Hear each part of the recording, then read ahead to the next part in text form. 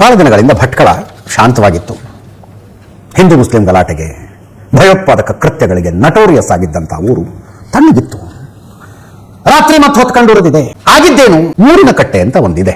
ಊರಿನ ಕಟ್ಟೆ ಹೆಚ್ಚು ಕಡಿಮೆ ಎಲ್ಲ ಊರುಗಳಲ್ಲೂ ಇರ್ತವೆ. ಗಡಿ ದುರ್ಗಮ್ಮ ಅಂತ ಕರೀತಾರೆ ಉತ್ತರ ಕನ್ನಡ. ಒಂದು ಊರಿನವರು ಆ ದುರ್ಗಮ್ಮನನ್ನು ತಗೊಂಡು ಬಂದು ತಮ್ಮ ಊರಿನ ಗಡಿ ತನಕ ಬಿಡ್ತಾರೆ. ಮತ್ತೊಂದು ಊರಿನವರು ಅದನ್ನು ಕೆಲವು ಆಚರಣೆಗಳಿರ್ತವೆ, ಆಚರಣೆಗಳ ಮೂಲಕ ತಮ್ಮ ಊರನ್ನು ದಾಟಿಸ್ಕೊಂಡು ತಮ್ಮ ಊರಿನ ಗಡಿ ತನಕ ಬಿಡೋದು. ಆಮೇಲೆ ಅವ್ರು ಮುಂದಿನ ಊರಿನವ್ರು ತಗೊಂಡು ಹೋಗೋದು, ಮುಂದಿನ ಊರಿನವ್ರು ತಗೊಂಡು ಹೋಗೋದು. ಚತುಷ್ಪಥ ಕಾಮಗಾರಿ ಅಗಲೀಕರಣದ ವೇಳೆ ಊರಿನ ಕಟ್ಟೆಯನ್ನ ತೆರವು ಮಾಡಲಾಗಿತ್ತು.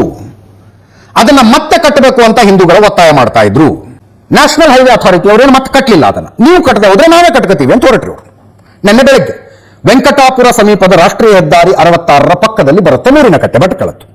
ಹಿಂದೂ ಸಮುದಾಯದವರು ಅದನ್ನು ಕಟ್ಕೊಳ್ತಾ ಇದ್ದಾಗ ಮುಸ್ಲಿಮರು ಬಂದು ವಿರೋಧ ಮಾಡಿದ್ರು, ಕಟ್ಟಬೇಡಿ ಅಂತ. ಬೆಳಗ್ಗೆ ಹಿಂದೂ ಸಮುದಾಯದವರು ಕಟ್ಟಿ ಹೋಗಿದ್ರು, ಸಾಯಂಕಾಲ ಮುಸ್ಲಿಮರು ಬಂದು ಅದನ್ನು ಹೊಡೆದ್ಬಿಟ್ರು. 2 FIR ಆಗಿದ್ದಾವೆ ಈಗ. ಒಂದು ಗಲಾಟೆ ಮಾಡಿದ ಮುಸ್ಲಿಮರ ವಿರುದ್ಧ ಸುಮಾರು 70 ಜನರ ವಿರುದ್ಧ ಕೇಸು, ಇನ್ನೊಂದು ಪೊಲೀಸ್ ಸ್ಟೇಷನ್ಗೆ ಮುತ್ತಿಗೆ ಹಾಕುವುದಕ್ಕೆ ಬಂದ ಹಿಂದೂಗಳ ವಿರುದ್ಧ ಸುಮಾರು 30 ಜನರ ವಿರುದ್ಧ ಕೇಸು. ಪೊಲೀಸರು ಯಾರನ್ನೂ ಅರೆಸ್ಟ್ ಮಾಡಿಲ್ಲ. ಮೂರನ ಕಟ್ಟೆಯನ್ನು ಮುರಿದು ಹಾಕಿದ ಮುಸ್ಲಿಮರ ಮೇಲೆ ಕೇಸ್ ಹಾಕಿದ್ದೀರಿ, ಅರೆಸ್ಟ್ ಯಾಕೆ ಮಾಡಿಲ್ಲ ಅಂತ ಹಿಂದೂ ಪರ ಸಂಘಟನೆಗಳವರು ಕೇಳ್ತಾ ಇದ್ದಾರೆ. ನನ್ನ ಪ್ರಕಾರ ಪೊಲೀಸರು ಕೇಸು ಮಾಡಬಾರ್ದಾಗಿತ್ತು, ಅವ್ರ ಮೇಲೆ ಕೇಸು ಮಾಡಬಾರ್ದಾಗಿತ್ತು. ಈಗ ಇವ್ರು ಕೇಸ್ ಮಾಡ್ತಾರೆ, ಆಮೇಲೆ ಇನ್ವೆಸ್ಟಿಗೇಷನ್ ಮಾಡ್ತಾರೆ, ಯಾರ್ಯಾರು ತಪ್ಪು ಮಾಡಿದ್ರು ಅಂತ ಗೊತ್ತಾಗುತ್ತೆ. ಅದನ್ನು ಡಿಟೇಲ್ ಆಗಿ ಬರೆದು ಚಾರ್ಜ್ ಶೀಟ್ ಹಾಕ್ತಾರೆ. ಚಾರ್ಜ್ ಶೀಟ್ ಹಾಕಿದ ಮೇಲೆ ಅದಕ್ಕೊಂದು ನ್ಯಾಯಾಲಯದಲ್ಲಿ ವಿಚಾರಣೆ ಶುರುವಾಗುತ್ತೆ. ಇವರು ತಪ್ಪು ಮಾಡಿದ್ದಾರೆ, ಶಿಕ್ಷೆ ಕೊಡಿ ಅಂತ ವಾದ ಮಾಡೋದಕ್ಕೆ ಪಬ್ಲಿಕ್ ಪ್ರಾಸಿಕ್ಯೂಟರ್ ಬರ್ತಾರೆ. ಅಷ್ಟರಲ್ಲಿ ಬಂದು ಕ್ಯಾಬಿನೆಟ್ನಲ್ಲಿ ಕೇಸ್ ವಾಪಸ್ ತಗೋತಾರೆ. ಏನ್ ಮಾಡ್ತೀರಿ?